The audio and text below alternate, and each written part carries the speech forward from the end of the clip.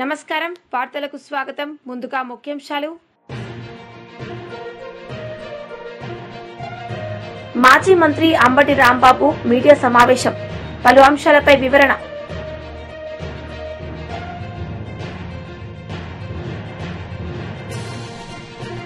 RS Praveen Kumar media సమావేశం CM Revanth రెడ్డిపై fire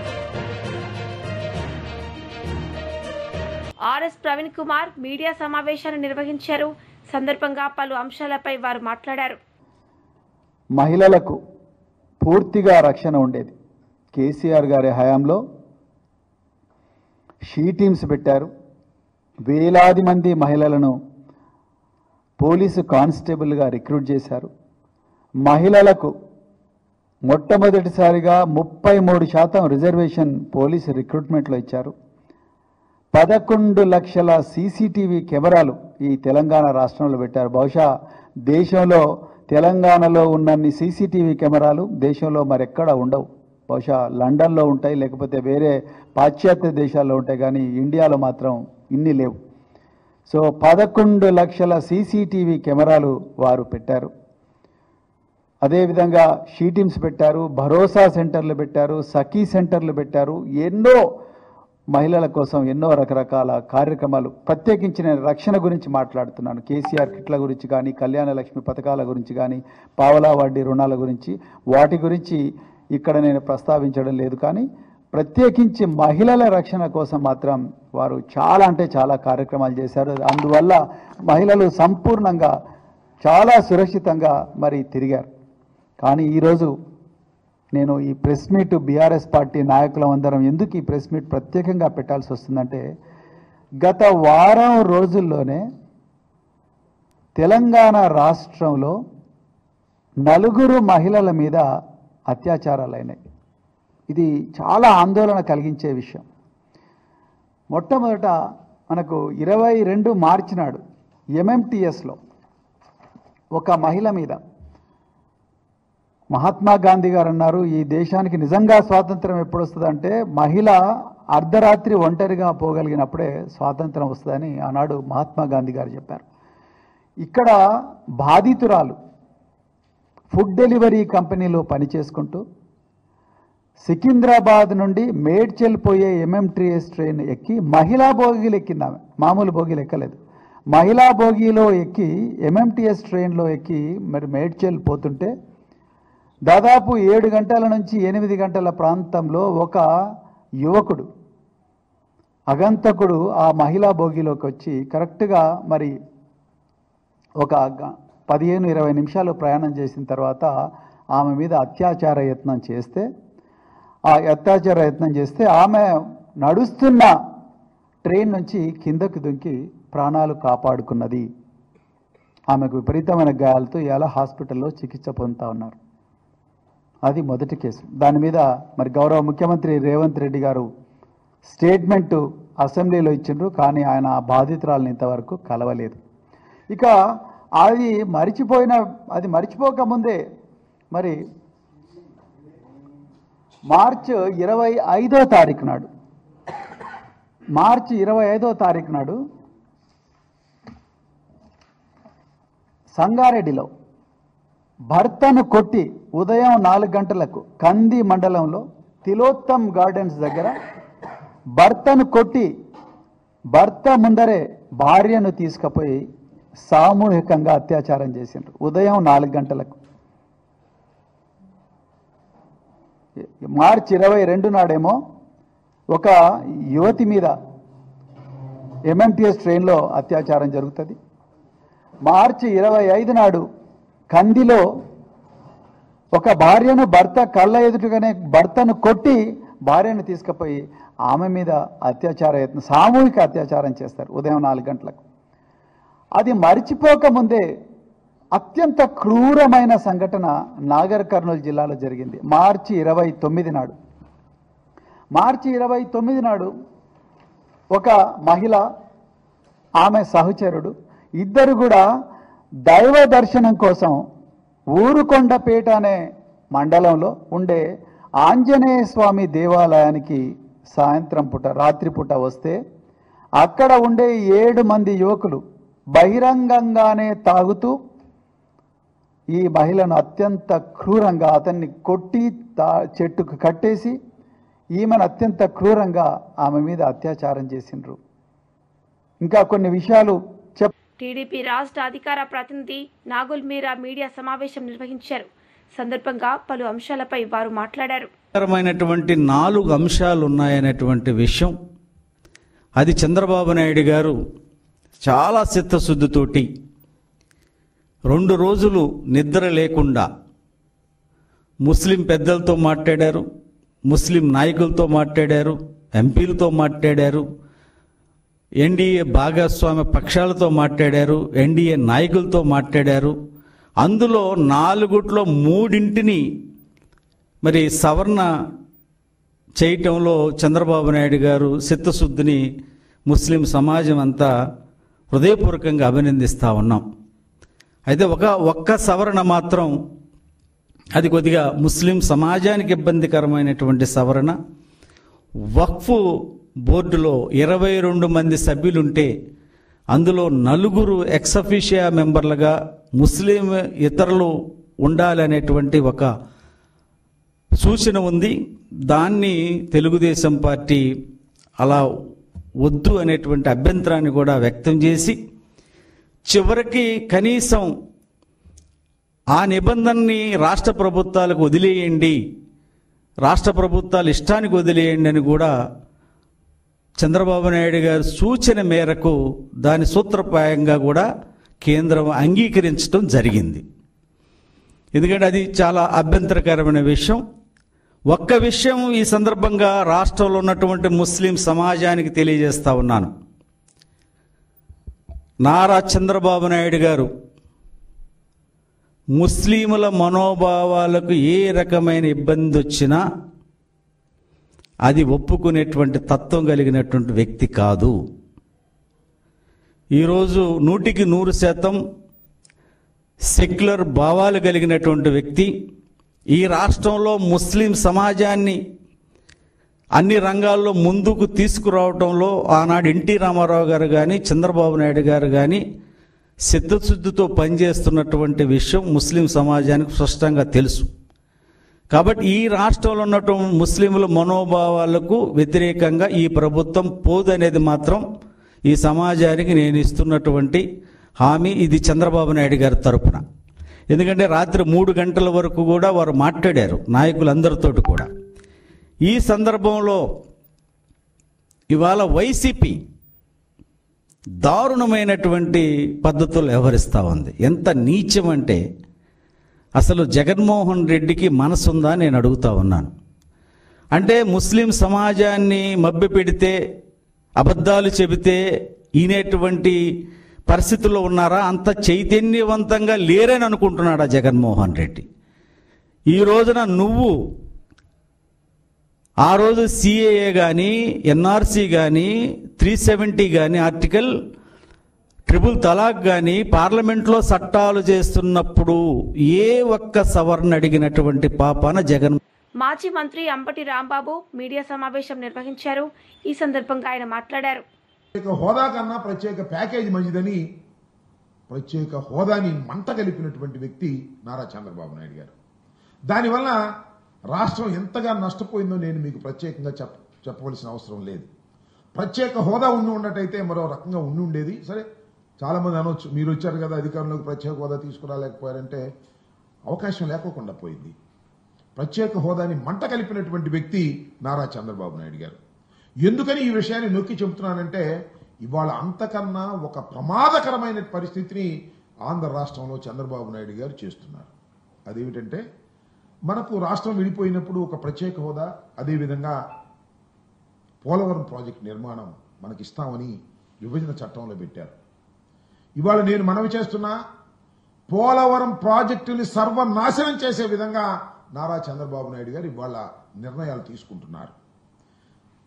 Polavaram 2 ఎత్తులు అంటే 41.15 ఒక లెవెలు, 45.72 ఒక లెవెలు.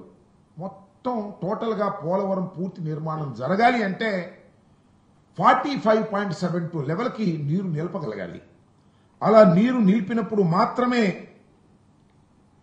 ఖచ్చితంగా ఎన్ని టీఎంసీలు ఉండాలో అన్ని టీఎంసీలు దానిలో నిలుస్తాయి. దానికి కావలసినటువంటి అన్ని వనరులు ఏర్పడతాయి.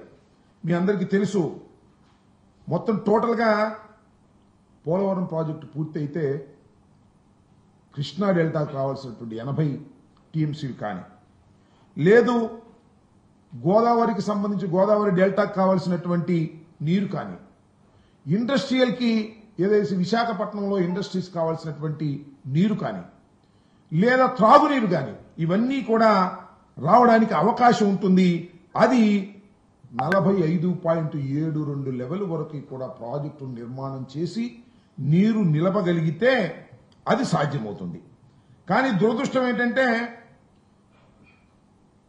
45.72 లెవెల్కి మనం వాటర్ నిలపగలిగితే, అప్పుడు దాకా పూర్తి చేయగలిగితే 194.6 టీఎంసీలు నిల్వ చేసుకోవడానికి అవకాశం ఉంటుంది. కానీ దురదృష్టం ఏమిటంటే చంద్రబాబు నాయుడు గారు అధికారంలోకి వచ్చినప్పుడల్లా అన్యాయం జరుగుతుందని చెప్పడానికి ఇది ఒక తాజా ఉదాహరణ. ఏంటంటే ఇవాళ 41.15కు మాత్రమే కేంద్ర ప్రభుత్వం నిధులు ఇచ్చేందుకు సిద్ధపడింది. దానికి నారా చంద్రబాబు నాయుడు గారు అంగీకరించి మరొక ద్రోహానికి పాల్పడ్డారు. ఇది ఇంతకు ముందు కూడా చెప్పాం మేము చాలా సందర్భాల్లో. నేను ప్రత్యేకంగా చెప్పాను. ఇవాళ జలశక్తి వార్షిక నివేదికలో చాలా క్లియర్గా ఇచ్చారు. అయ్యా 41.15కు మాత్రమే మేము నిధులు ఇస్తాము. ఆ నిధులు కూడా 12,157.53 కోట్లు ఇచ్చి మేము తప్పుకుంటున్నాము అని చెప్పారు. అంటే ఇక్కడ గమనించాల్సింది ఏంటంటే 30,000 కోట్ల పైచీలకు పూర్తి చేస్తారు. ఇంకా 45.72కి నీరు నిలపాలి అంటే ఇంకా సుమారుగా 25,000 కోట్ల రూపాయలు కావాలి. దానికి మాత్రం ఇవ్వమని చెప్పేశారు, చేతులు ఎత్తేశారు. చంద్రబాబు నాయుడు గారు అంగీకరించారు. చంద్రబాబు నాయుడు గారు ఎందుకు అంగీకరించారంటే పోలవరం పోయినా పర్వాలేదు కానీ ఆయనకి వేరే ఇంట్రెస్టులు ఉన్నాయి.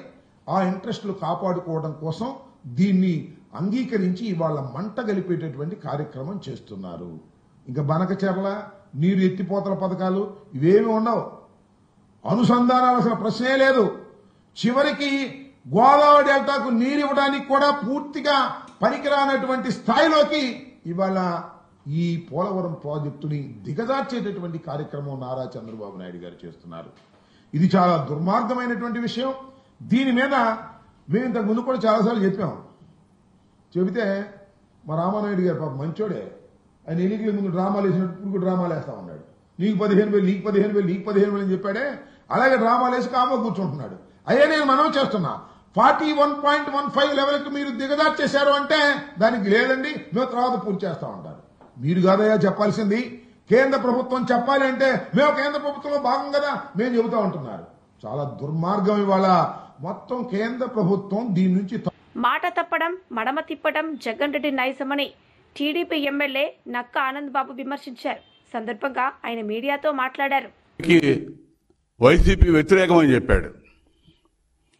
లోక్సభలో వ్యతిరేకంగా ఓటు చేశారు.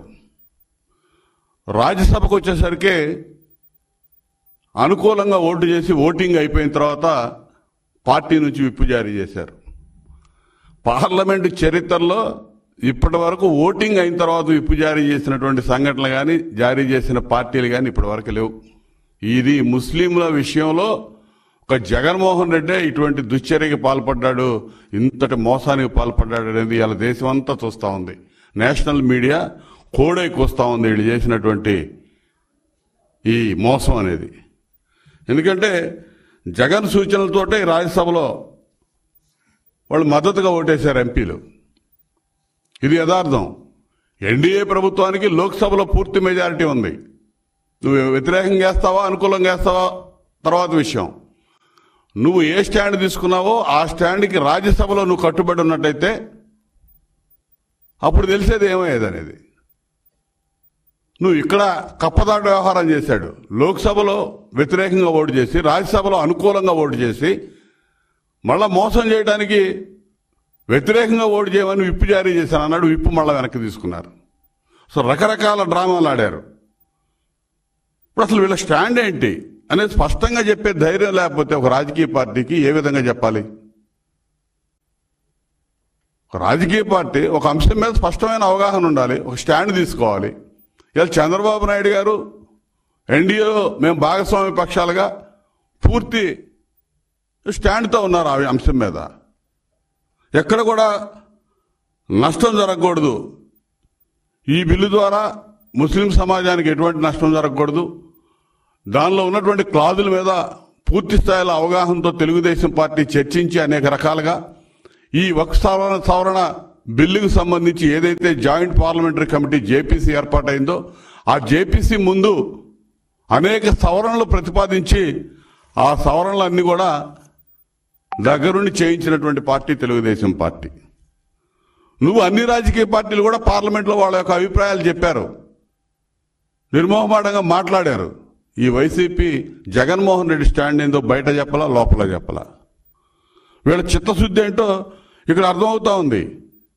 చేస్తే ధైర్యంగా చేయాలి, మేము చేసినట్టుగా చంద్రబాబు నాయుడు గారు చెప్పినట్టుగా డైరెక్ట్గా చెప్పాలి. అట్లా కాకుండా ఈ విధంగా బయటకు ఒకటి చెప్పి లోపల ఒకటి చేసి ఈ విధంగా ప్రవర్తించడం దేనికి? నువ్వు రాజ్యసభలో అనుకూలంగా ఓటు ఎందుకు వేసావు? నీ మీద ఉన్న కేసులు, భయము, నీకు మళ్ళా వాళ్ళని చూస్తే భయం, కేంద్ర ప్రభుత్వాన్ని చూస్తే వణుకు, నీకు ఏం చేస్తారో నేను ఒక దడ. నువ్వు తీసుకున్న స్టాండ్ గట్టిగా నిలబడలేని పరిస్థితి, నీ భయం, నువ్వు ఒక సమాజాన్ని మోసం చేస్తున్నావు అనేది ఇవాళ ప్రత్యేకంగా అందరూ కూడా అనుకుంటా ఉన్నారు. ఇప్పుడు టీడీపీ ఇవాళ ఒక బోర్డులో ముస్లిమేతరులు ఉండొచ్చు అనేది ఒకటి జేపీసీలో తీసుకొస్తే దాన్ని వ్యతిరేకించాం. అది రాష్ట్రాలకు వదిలిపెట్టమన్నాం, దాన్ని సాధించారు సవరణలో. అదేవిధంగా వివాదాలు ఏమన్నా వక్ఫ్ భూముల మీద ఏమైనా వివాదాలు వస్తే కలెక్టర్లకు అధికారాలు ఇస్తే కలెక్టర్లకు కాదు రాష్ట్ర ప్రభుత్వాలకి వదిలేయాలని చెప్పి అదొక సవరణ చేసి దాన్ని సాధించాం. ఈ విధంగా దాదాపు 3-4 సవరణలు ప్రతిపాదించి వాటిని అమలు చేయించుకున్నటువంటి బాధ్యతాయుతమైనటువంటి పార్టీ తెలుగుదేశం పార్టీ. మీరేమో అసలు ఈ డబుల్ రోల్ ప్లే చేసి ఏది చెప్పాలో కూడా అర్థం కాని పరిస్థితిలో ఓ పక్క భయము, ఓ పక్క వీళ్ళ ఓట్లు పోతేమోనని ఇంకో రకమైన భయం రాష్ట్రంలో. ఇటువంటి పరిస్థితుల్లో మోసమే మన ఎజెండాగా పెట్టుకొని పనిచేసినటువంటి పార్టీ వైసీపీ పార్టీ అని చెప్పి ఇవాళ వీళ్ళకి ఏదో వాళ్ళ స్టాండ్ చెప్పే ధైర్యం లేనటువంటి చేతకాని పార్టీ ఈ పార్టీ అని చెప్పి చేతకాని నాయకుడు జగన్ అనేది ఇవాళ ముఖ్యంగా అర్థం చేసుకోవాలి. ముస్లిం నేతలు ఎవరైతే ఆ పార్టీలో ఉన్నారో వాళ్ళందరూ ఆలోచించండి, మీ నాయకుడి స్టాండ్ ఏంటి? మీ నాయకుడికి అసలు సిగ్గుందా? బీజేపీ నేతలు మీడియా సమావేశం నిర్వహించారు. ఈ సందర్భంగా పలు అంశాలపై వారు మాట్లాడారు. అదే రకంగా పాత నగరానికి సంబంధించినటువంటి గోల్కొండ భాగ్యనగర్ అధ్యక్షులు, మా కార్పొరేటర్సు, ఉపనాయకులు, అదే రకంగా శ్రీనివాస్ గారు సీనియర్ మా భారతీయ జనతా పార్టీ నాయకులు. ఈనాడు భారతీయ జనతా పార్టీ హైదరాబాద్ స్థానిక సంస్థ ఎన్నికల యొక్క ఎమ్మెల్సీ ఎన్నికల యొక్క దాంట్లో గత 3 రోజుల నుంచి మా కార్పొరేటర్స్తోని, మా నగర అధ్యక్షుల వారులతోని, మిగతా భారతీయ జనతా పార్టీ సీనియర్ నాయకులతోని, మా పెద్దలు శ్రీ రామచంద్రరావు గారు అందరితో మాట్లాడి, కేంద్ర పార్టీ నాయకత్వంతో కూడా మాట్లాడి, ఎవరైతే భారతీయ జనతా పార్టీ స్థానిక సంస్థల ఎమ్మెల్సీగా ఉంటే బాగుంటుందని ఆలోచన వచ్చినప్పుడు చివరగా మొదటి నుంచి కూడా విద్యార్థి పరిషత్తులో పనిచేస్తూ అఖిల భారత విద్యార్థి పరిషత్తులో భాగ్యనగరానికి సంఘటన సామంత్రిగా, అదే రకంగా కామర్స్ కదా సోషియాలజీలో డాక్టరేట్ పట్టా పొంది 30 సంవత్సరాలు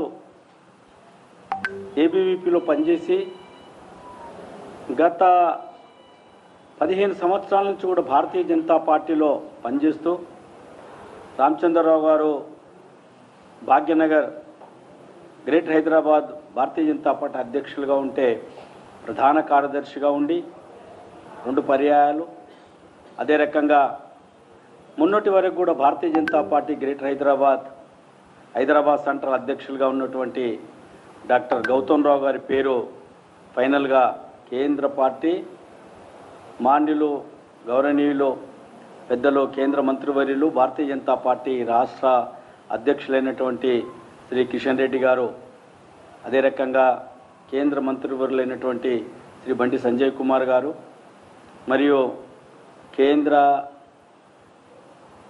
ఓబీసీ మోర్చా భారతీయ జనతా పార్టీ అధ్యక్షులు, పార్లమెంటరీ బోర్డు మెంబరు, రాజ్యసభ సభ్యులైనటువంటి డాక్టర్ లక్ష్మణ్ గారితో కూడా అందరితో మా రామచంద్రరావు గారు సంప్రదించి మరి వారి నేతృత్వంలో ఈ పేరు కేంద్ర పార్టీ ప్రకటించినటువంటి విషయము మీ ద్వారా కూడా మరి వారి పేరు మరొకసారి అఫీషియల్గా ప్రకటన చేస్తున్నాము.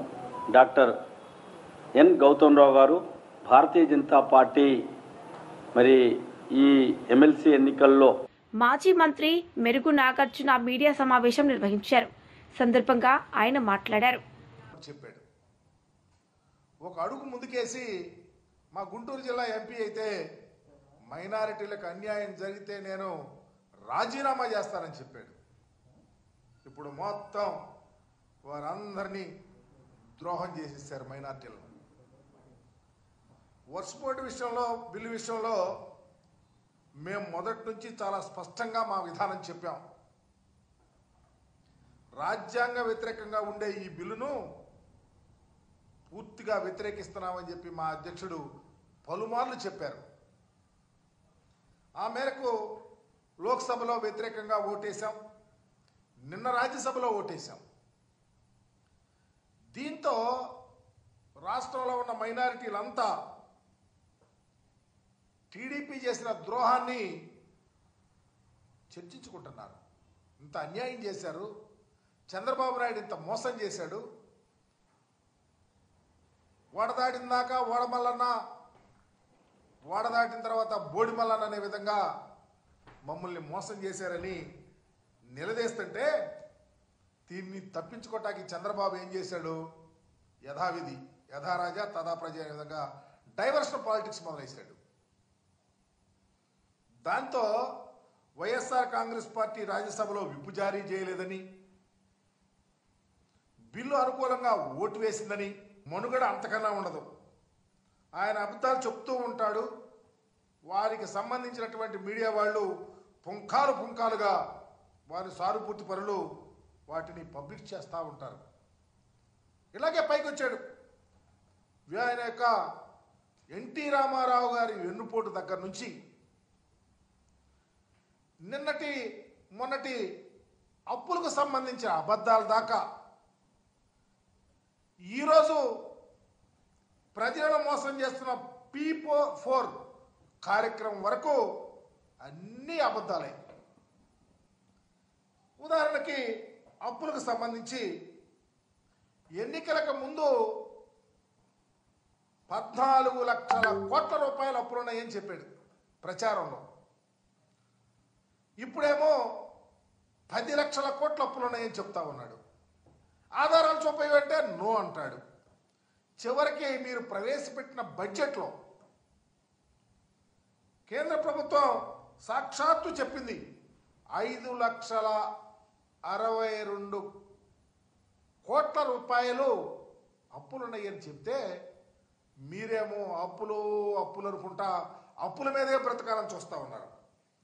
ఇకపోతే రెండవది P4కి సంబంధించి సమాజంలో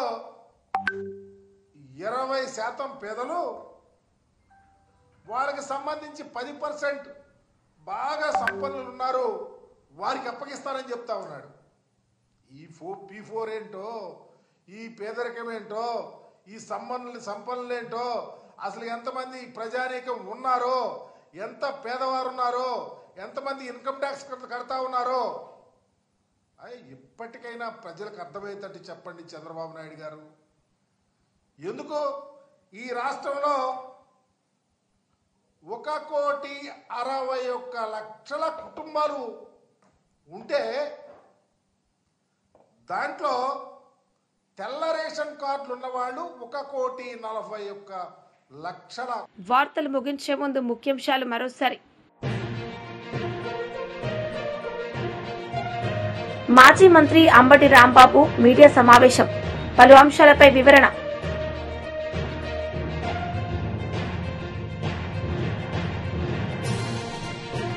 ఆర్ఎస్ ప్రవీణ్ కుమార్ మీడియా సమావేశం, సీఎం రేవంత్ రెడ్డిపై ఫైర్. ఈ వార్తలు ఇంతటితో సమాప్తం. తిరిగి ప్రసారమయ్యే వార్తల్లో మళ్ళీ కలుద్దాం. అంతవరకు సెలవు. నమస్తే.